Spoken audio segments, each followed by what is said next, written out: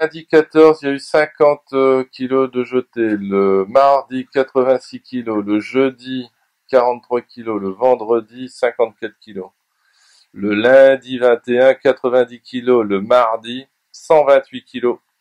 Le jeudi, 38 kilos. Et le vendredi, 130 kilos. Donc là, par exemple, 128 kilos, c'est bœuf bourguignon, purée du haut de carotte. 130 kilos, c'est du filet meunière, cassolette de poisson. Le poisson passe très mal, a priori. Et alors, on a le souci, c'est que les élèves confondent du poisson avec du filet de dinde. Donc, des fois, il y a des difficultés à ce niveau-là, s'ils savent pas reconnaître. Donc là, on serait tenté de dire, au salon de l'agriculture, ce serait plutôt les Parisiens. Eh ben, nous, habitants de la campagne, ils savent pas reconnaître du poisson ou de la dinde. Donc, il y a quand même pas mal de progrès à faire.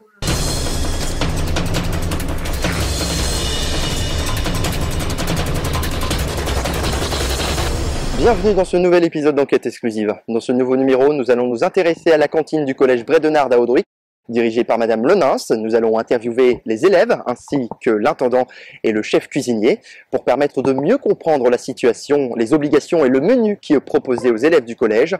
Comment mangent les élèves? Quels sont leurs repas préférés? Combien de tonnes sont gaspillées chaque semaine?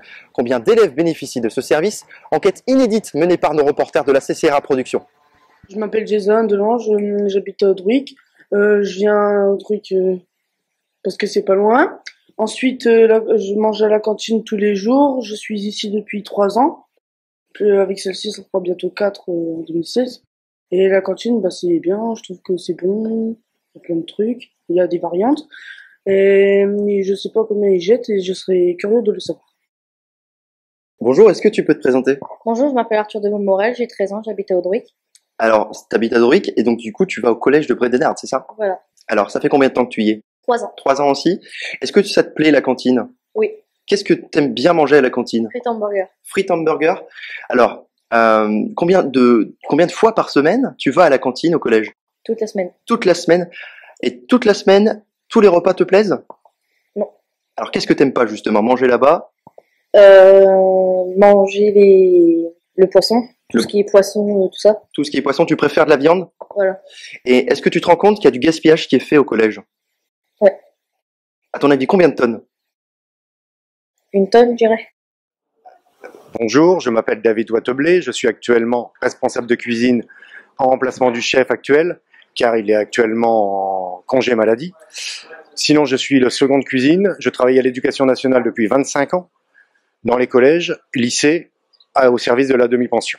Combien de repas servez-vous par jour? En moyenne, 500 repas par jour sur l'année. Et combien par mois? 8 à 9 000 repas par mois. Pourriez-vous nous en dire un peu plus à propos de vos fournisseurs? Certains sont fournisseurs locaux, le pain, etc. Mais c'est souvent des grands groupes français qui nous livrent les marchandises et nous passons commande 8 jours avant la consommation. Et en ce qui concerne les déchets, combien de kilos par mois? Les déchets sur un mois, je ne peux pas vous dire. Mais au quotidien, nous jetons, si tout va bien, 30 kilos de déchets et si tout va mal, une centaine de kilos au maximum. Est-ce que vous pouvez nous expliquer ce qu'est le PMA? Le PMA, c'est le plan de maîtrise alimentaire. Nous avons pour obligation de faire un plan sur 20 jours, sur 20 repas. Ce qui définit un nombre de fritures, exemple frites. Nous n'avons pas le droit de servir plus de 4 fois des frites sur 20 repas. Nous n'avons pas le droit de servir plus de 4 fritures. En général, c'est poisson pané, nuggets, kebab, hamburger, machin. On n'a pas le droit. Nous avons l'obligation de servir, en moyenne, si ma mémoire est bonne, 15 fruits sur 20 repas. Les fromages également. Nous ne pouvons pas servir n'importe quel fromage. Nous ne pouvons pas faire plus de 4 viandes en sauce, à base de bœuf, de veau, etc. Donc c'est un plan de maîtrise alimentaire qui est assez restrictif pour justement limiter l'obésité chez les jeunes enfants ou les adultes. Après, il faut essayer de faire plaisir aux enfants, parce que c'est notre priorité. Le légume, on le sait pertinemment que le légume passe mal chez certains enfants, mais chez d'autres, ils adorent ça.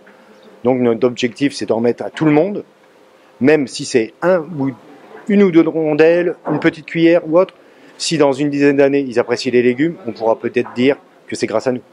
Est-ce que vous pouvez réutiliser des aliments tels que les fruits, le fromage, la yaourt non consommés? Tout ce qui a été distribué, non, bien évidemment.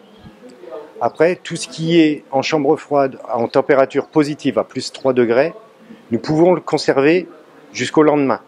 Je vais vous donner des exemples. De la salade non assaisonnée, carottes râpées, tomates vinaigrettes, nous pouvons le garder. Par contre, ce qui est charcuterie, œufs, tout ce qui est à base de mayonnaise, nous devons le jeter. Est-ce que vous auriez une solution à proposer pour limiter le gaspillage? Déjà, leur faire connaître, c'est la principale chose à mon avis, les légumes et les fruits. Faire des expositions, des démonstrations de goût ou autre, mais parce que le légume n'est pas un poison. C'est essentiel à la santé. Tout comme l'eau pour le corps humain, le légume est essentiel à la santé. Pensez-vous qu'il soit possible de faire rentrer un groupe d'élèves au sein de la cantine scolaire dans le but de leur donner goût aux légumes? Personne ne peut rentrer en cuisine, sauf si on est habilité en tenue, on appelle ça des EPI, en tenue complète. Après, au sein de l'établissement, il y a un service de restauration en sec pas. Est-ce que là, il pourrait peut-être y avoir une solution pour justement faire découvrir des légumes, des fruits en toute saison, faire une dégustation ou une expo pour, je ne sais pas, peut-être que par ce biais-là, oui. Mais par nous, notre service de restauration collective, non. Quel est votre rôle au sein du collège? Donc moi, ici au sein du collège, je suis gestionnaire agent comptable. Donc en tant que gestionnaire, donc c'est gestionnaire agent comptable, c'est deux fonctions différentes. En tant que gestionnaire, je suis responsable de l'organisation et du fonctionnement de l'établissement sur sa partie financière et matérielle. J'ai également la gestion des agents, donc du conseil général. Et après, en tant qu'agent comptable, là c'est une fonction particulière. Ici, on a 7 établissements rattachés. Donc, je m'occupe du contrôle de légalité. Concernant la cantine, quel est votre rôle? Donc, au niveau de la cantine, on vérifie dans un premier temps que le cuisinier respecte son cahier des charges puisqu'il a un plan de maîtrise sanitaire et un plan de maîtrise alimentaire. On vérifie que il respecte les les menus, le plan alimentaire. Quel est le coût moyen d'un repas? Alors là, disons que au niveau du budget alimentaire, on fait des prévisions de fréquentation. Donc on a un prix au niveau des élèves, un prix pour les commensaux, et donc en réalité on fait une moyenne. C'est-à-dire qu'on peut avoir des repas qui de temps en temps sont à 1,20 €, 1,50 €. Donc par exemple, je sais pas si on fait des omelettes avec des pâtes, et vous pouvez très bien avoir des repas qui montent à 3 €. Donc le tout, c'est que dans la moyenne, on arrive à tourner à peu près à 1,80, 1,86. Est-ce que vous constatez du gaspillage, même chez les adultes? Ah, comme tout le monde, ouais. De toute façon, nous, on constate justement l'évolution McDo, c'est-à-dire qu'avant, les adultes prenaient un repas équilibré, plutôt un beefsteak que des nuggets, et on commence à voir que même les profs prennent soit du poisson pané plutôt que du poisson en marinière, des hamburgers plutôt qu'un beefsteak. Non, ça c'est générationnel. Ça. Les McDo, les Quick, on commence à le voir. Et puis après, les repas qu'on achète, qu'on met dans le four. Et puis alors nous, on a un prix moyen, on va dire, par jour, qui tourne à peu près autour de 1 000 €.